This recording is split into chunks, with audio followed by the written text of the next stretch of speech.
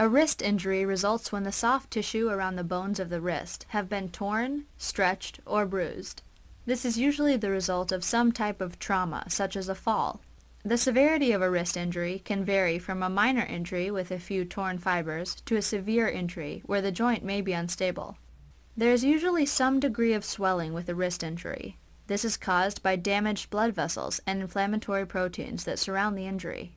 Wrist injuries are painful. You may have been placed in a splint to help decrease the pain. It is important to keep the injured wrist elevated above the level of your heart. It will help decrease swelling.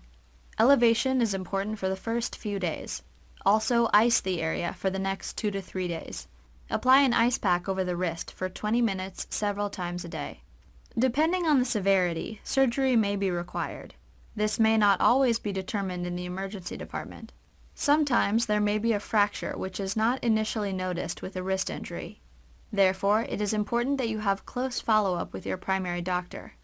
If a splint was placed, wear the splint until you see your provider.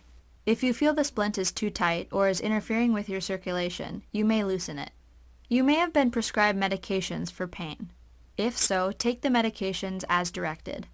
These medications may make you drowsy, so avoid driving, operating heavy machinery, or drinking alcohol while taking them. At this time, it has been determined it is safe for you to be discharged. Rarely, there are instances where complications may develop.